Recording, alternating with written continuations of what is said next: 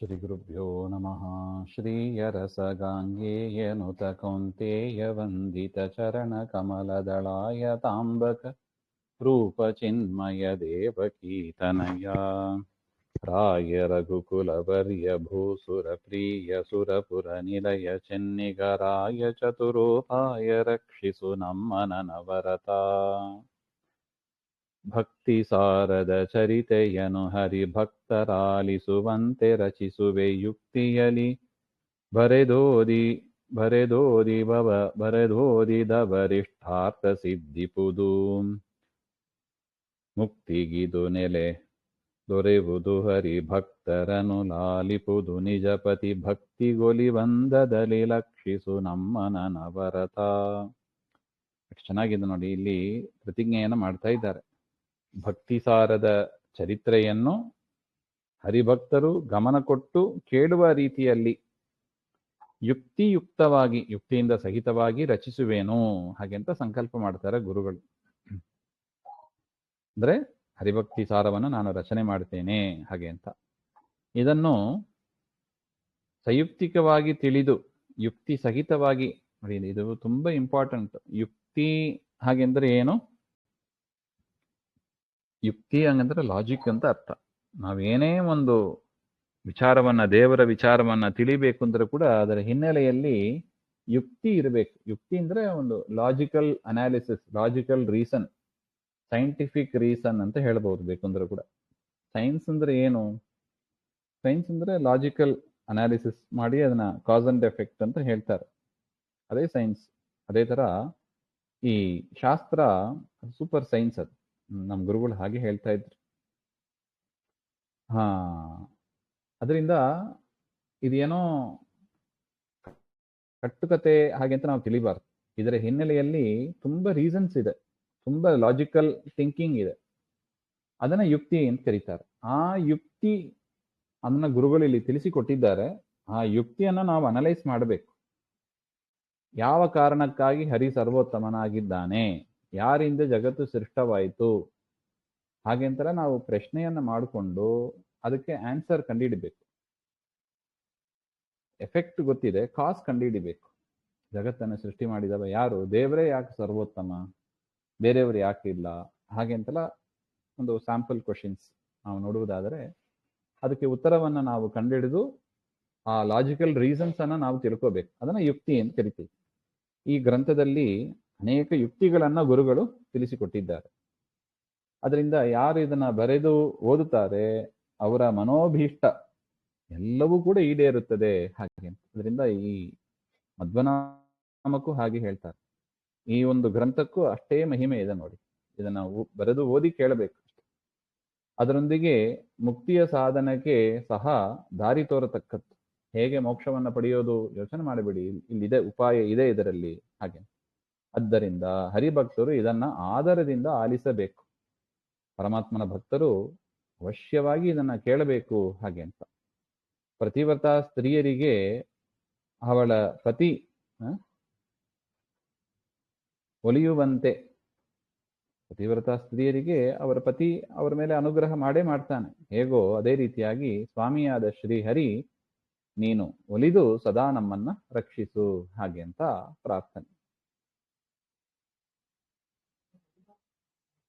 ಭಕ್ತಿಸಾರ ಅಂದರೆ ಭಕ್ತಿಯ ಬಗ್ಗೆ ಸಕಲ ವಿವರಗಳನ್ನು ಸಂಗ್ರಹ, ಅದರ ಸಂಗ್ರಹ ಅಂತ ಅರ್ಥ. ಭಕ್ತಿಯ ಬಗ್ಗೆ ನಮಗೆ ಎಲ್ಲ ವಿಚಾರವನ್ನು ತಿಳಿಸಿಕೊಡತಕ್ಕದ್ದು ಅಂತ. ನಿಜವಾದ ಅರ್ಥದಲ್ಲಿ ಭಕ್ತಿ ಅದು ಹೇಗಿದೆ ಹಾಗೆಂದ್ರೆ, ಶ್ರೀಮದಾಚಾರ್ಯರು ಮಹಾಭಾರತ ತಾತ್ಪರ್ಯ ನಿರ್ಣಯದಲ್ಲಿ ನಮಗೆ 1ನೇ ಅಧ್ಯಾಯದಲ್ಲಿ ತಿಳಿಸಿಕೊಟ್ಟಿದ್ದಾರೆ. ಮಾಹಾತ್ಮ್ಯ ಜ್ಞಾನ ಪೂರ್ವಸ್ತು ಸುದೃಢ ಸರ್ವತೋ ಅಧಿಕ ಸ್ನೇಹ ಭಕ್ತಿ ಇತಿ ಪ್ರೋಕ್ತ ತಯಾ ಮುಕ್ತಿ ನಚ ಅನ್ಯಥಾ. ಪರಮಾತ್ಮನ ಮಹಿಮೆ, ಪರಮಾತ್ಮನ ವ್ಯಾಲ್ಯೂ ನಮಗೆ ಗೊತ್ತಾಗಬೇಕು. ಶಾಸ್ತ್ರಗಳ ಶ್ರವಣ ಮಾಡಿ ದೇವರು ಇಷ್ಟು ದೊಡ್ಡವನಾಗಿದ್ದಾನೆ, ಎಷ್ಟು ಗುಣಗಳಿಂದ ತುಂಬಿದ್ದಾನೆ ಹಾಗೆ ಅಂತ ಅವನ ಮಹಿಮೆ ನಮಗೆ ಗೊತ್ತಾಗಿ ಬರತಕ್ಕ ಸುದೃಢವಾದ ಒಂದು ಸ್ನೇಹ ಇದೆ ನೋಡಿ, ಸರ್ವತೋ ಅಧಿಕವಾದ ಸ್ನೇಹ. ಯಾಕೆಂದ್ರೆ ನಾವು ಅನೇಕ ಪದಾರ್ಥಗಳನ್ನ ಪ್ರೀತಿಸ್ತೇವೆ, ಸ್ನೇಹ ಮಾಡ್ತೀವಿ. ನಮ್ಮ ಶರೀರವನ್ನ, ಮನೆಯಲ್ಲಿ ಇರುವವರನ್ನ, ಸುತ್ತಮುತ್ತ ಇರುವ ಎಲ್ಲರನ್ನೂ ನಾವು ಪ್ರೀತಿ ಮಾಡ್ತೀವಿ. ಆದ್ರೆ ದೇವರು ಅಷ್ಟೇ 10ರಲ್ಲಿ 1 ಅಂತ ನಾವು ಸೇರಿಸಬಾರ್ದು. ಈ ಸುತ್ತಮುತ್ತ ನಮ್ಮ ಶರೀರವನ್ನು ನಮ್ಮನ್ನು ನಾವು ಎಷ್ಟು ಪ್ರೀತಿ ಮಾಡ್ತೀವಿ ಅದಕ್ಕಿಂತ ಅಧಿಕವಾದ ಪ್ರೀತಿಯನ್ನ ದೇವರಲ್ಲಿ ಮಾಡಬೇಕು. ಅದನ್ನ ಸ್ನೇಹ, ಅಂತಹ ಸ್ನೇಹವನ್ನೇ ಭಕ್ತಿ ಅಂತ ಕರಿತೀವಿ. ಅಂತಹ ಭಕ್ತಿ ಬರಬೇಕಂದ್ರೆ ದೇವರ ಮಹಿಮೆ ಗೊತ್ತಾಗ್ಬೇಕು.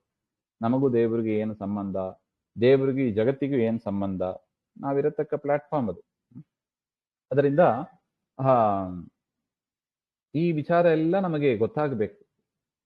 ಗೊತ್ತಾದ ಮೇಲೆ ದೇವರಲ್ಲಿ ಒಂದು ಸ್ನೇಹ ಬರುತ್ತದೆ, ಅದು ದೃಢವಾಗಿ ಇರುತ್ತದೆ. ಅದು ಒಮ್ಮೆ ನಾವು ಲಾಜಿಕಲ್ ಅನಾಲಿಸಿಸ್ ಮಾಡಿದ ಮೇಲೆ ಅಷ್ಟು ಬೇಗ ಅದನ್ನ ತೆಗಿಯಕ್ ಬರೋದಿಲ್ಲ. ಯಾಕೆ?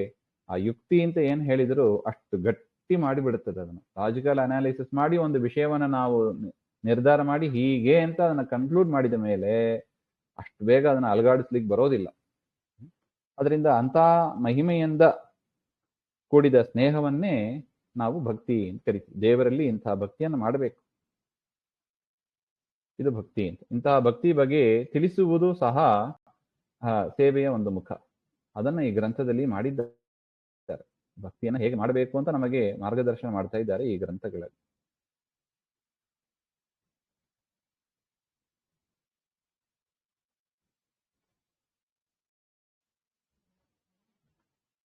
ಯಾವುದೇ ಒಂದು ಕಾರ್ಯ ಅದನ್ನ ಸುಮ್ಮನೆ ಮಾಡುವುದು ಅದನ್ನ ಯಶಸ್ಸಿಗೆ ಕಾರಣವಾಗ್ತದೆ. ಸತ್ಕಾರ್ಯ ಅಂತ ಆದರೆ ಅದರಿಂದ ಒಂದು ಕೀರ್ತಿ ಬರ್ತದೆ. ಆದರೆ ಅದೇ ಕಾರ್ಯ ಯೋಗ ಅಂತ ಅನಿಸ್ಬೇಕು ಅಂದ್ರೆ ಏನಾಗಬೇಕು? ಅದು ಆದರ್ಶ ಪ್ರಾಯವಾಗಿ ಆದರ್ಶ ರೀತಿಯಲ್ಲಿ ನಡೆದಿರಬೇಕು. ಯೋಗ ಕರ್ಮಸು ಕೌಶಲಂ. ಹಾಗೆ ನಾವು ಹಿಂದೆ ನೋಡಿದೀವಿ. ಯೋಗ ಅಂದ್ರೆ ಏನು? ಪರಮಾತ್ಮನನ್ನ ಸ್ಮರಿಸುತ್ತಾ ಕೃಷ್ಣಾರ್ಪಣ ಬುದ್ಧಿಯಿಂದ ಫಲಾಪೇಕ್ಷೆ ಇಲ್ಲದೆ ಪರಮಾತ್ಮನ ಪ್ರೀತಿಗಾಗಿ ಪರಮಾತ್ಮನೇ ಒಳಗಿಂದ ಮಾಡುತ್ತಾನೆ ಅಂತ ಚಿಂತಿಸುತ್ತಾ ಯಾವ ಕರ್ಮವನ್ನ ಮಾಡಿ ದೇವರಿಗೆ ಕೃಷ್ಣಾರ್ಪಣ ಅಂತ ಹೇಳ್ತೀವಿ ಅದನ್ನ ಯೋಗ ಅಂತ ಹೇಳ್ತೀವಿ. ಆ ಯೋಗದ ರೂಪದಲ್ಲಿ ನಾವು ಇದನ್ನ ಮಾಡಬೇಕು ಹಾಗೆ ಅಂತ. ಅದರಿಂದ ಈ ಒಂದು ಕೃತಿಯ ರಚನೆ ಅದು ಕೂಡ ಶ್ರೇಷ್ಠವಾದ ಕಾರ್ಯ. ಅದನ್ನ ಗುರುಗಳು ಆ ರೀತಿಯಾಗಿ ನಮಗೆ ಮಾಡಿಸಿಕೊಟ್ಟಿದ್ದಾರೆ. ಆ ಕೃತಿಗಳ ಮೂಲಕವಾಗಿಯೇ ನಾವು ಪರಮಾತ್ಮನ ಮಹಿಮೆಯನ್ನ ತಿಳಿಯಬೇಕು. ಅವ್ರು ಹೇಳಿದ ರೀತಿಯಲ್ಲೇ ನಾವು ಭಕ್ತಿಯನ್ನ ಮಾಡಬೇಕು ಹಾಗೆ ಅಂತ. ಅದರಿಂದ ಈ ಹರಿಭಕ್ತಿ ಸಾರ ಅಂತಹ ಒಂದು ವಿಚಾರಗಳನ್ನ ತಿಳಿಸಿಕೊಡುವ ಒಂದು ಉತ್ತಮ ಗ್ರಂಥವಾಗಿದೆ ಹಾಗೆ ಅಂತ.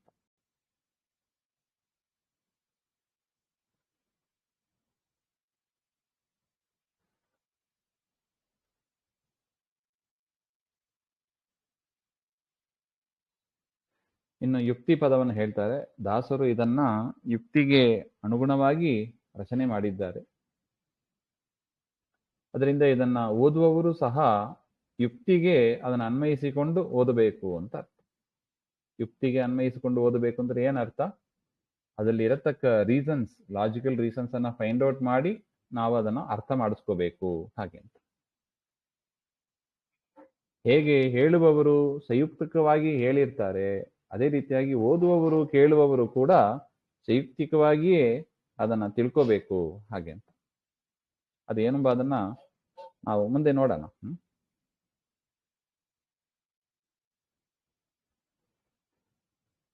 ಅಂತ ಯುಕ್ತಿ ಸಹಿತವಾದ ಗ್ರಂಥ, ಪರಮಾತ್ಮನ ಭಕ್ತಿಯನ್ನ ತಿಳಿಸಿಕೊಡತಕ್ಕ ಗ್ರಂಥ, ನಮಗೆ ಸಿದ್ಧಿಯನ್ನು ಕೊಡತಕ್ಕ ಗ್ರಂಥವಾಗಿದೆ. ಪರಮಾತ್ಮನ ವಿಶೇಷ ಅನುಗ್ರಹ ನಮಗೆ ಬರುತ್ತದೆ. ಪರಮಾತ್ಮನ ಅನುಗ್ರಹ ಬಂದ್ರೆ ಅದು ಸಿದ್ಧಿಪ್ರದವಾಗುತ್ತದೆ ಅಂತ.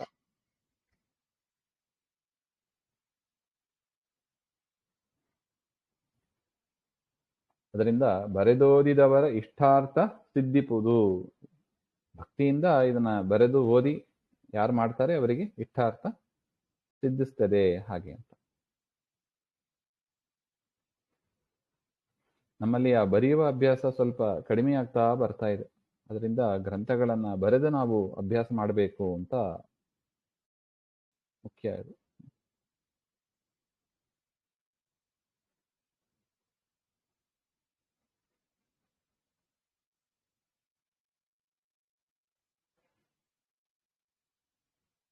ಹರಿಭಕ್ತಿ ಸಾರ ಅದು ಒಂದು ಹಂತದವರೆಗೆ ಓದಿ ತಿಳ್ಕೊಂಡು ಮಾಡಬೇಕು, ಅಷ್ಟೇ ಸಾಲದು.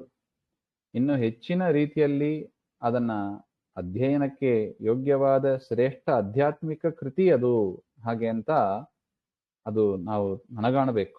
ಯಾಕೆ ಸಿದ್ಧಿಪ್ರದ ಅಂತ ಹೇಳಿದ್ದಾರೆ. ಅದು ಮುಕ್ತಿಗೆ ಸಾಧನವಾಗತಕ್ಕದ್ದು.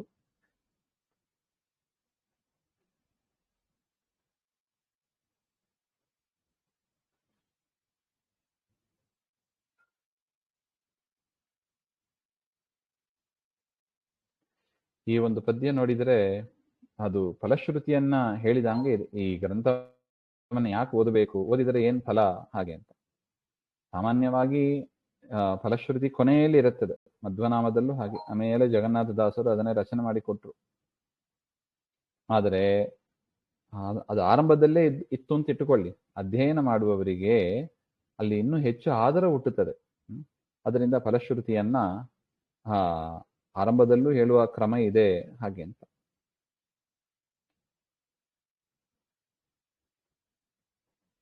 ಈ ಕೃತಿಯ ಕೊನೆಯಲ್ಲೂ ಇನ್ನೂ ವಿಶೇಷವಾದ ರೀತಿಯಲ್ಲಿ ಫಲಶ್ರುತಿಯನ್ನ ತಿಳಿಸಿಕೊಟ್ಟಿದ್ದಾರೆ. ಅದನ್ನ ಅಲ್ಲೂ ನೋಡೋಣ ಹಾಗೆ ಅಂತ. ಆರಂಭದಲ್ಲಿ ಯಾಕೆ ತಿಳಿಸಿಕೊಟ್ರು, ಅದಲ್ಲಿ ಒಂದು ಆದರ ಹುಟ್ಲಿ ಹಾಗೆ ಅಂತ, ಭಕ್ತಿಯಿಂದ ಕೇಳುವ ಮನಸ್ಸು ಬರುತ್ತದೆ ಹಾಗೆ ಎಂಬ ದೃಷ್ಟಿಯಿಂದ ಆರಂಭದಲ್ಲಿ ಫಲಶ್ರುತಿಯನ್ನ ಹೇಳಿದ್ದಾರೆ ಅಂತ. ಅಂತ ಪರಮಾತ್ಮ ಇಷ್ಟಾರ್ಥಗಳನ್ನ ಕೊಡತಕ್ಕವನು, ಅವನೇ ಈ ಗ್ರಂಥದಿಂದ ನಮಗೆ ಭಕ್ತಿಯನ್ನು ಕೊಡುವವನು. ಅದರಿಂದ ನೋಡಿ, ಇದು ವಿಶೇಷ. ನಾನು ಭಕ್ತಿ ಮಾಡಿದೆ, ಅದು ಸರಿಯಲ್ಲ ಮಾತು. ಮತ್ತೆ ಪರಮಾತ್ಮ ಭಕ್ತಿಯನ್ನು ಮಾಡಿಸಿದ, ನನ್ನ ಒಳಗಿದ್ದು ಪ್ರೇರಕನಾಗಿ ಪರಮಾತ್ಮ ನಮಗೆ ಭಕ್ತಿಯನ್ನು ಕೊಟ್ಟ, ಜ್ಞಾನವನ್ನು ಕೊಟ್ಟ, ಅದೇ ಸರಿಯಾದ ಕ್ರಮ. ಏನೇ ಪರಮಾತ್ಮ ಮಾಡಬೇಕಾದ್ರೂ ಕೂಡ ಜ್ಞಾನ ಭಕ್ತಿಯನ್ನು ಕೊಡಬೇಕಂದ್ರೆ ಡೈರೆಕ್ಟ್ ಕೊಡೋದಿಲ್ಲ, ಗುರುಗಳ ದ್ವಾರ ಕೊಡೋದು. ಅದರಿಂದ ಅಂತಹ ಗುರುಗಳನ್ನ ನಮಗೆ ಕೊಟ್ಟಿದ್ದಾನೆ. ಅಂಥವ್ರು ಮಹನೀಯರು ರಚನೆ ಮಾಡಿ ಕೊಟ್ಟ ಗ್ರಂಥ ಇದು. ಅದರಿಂದ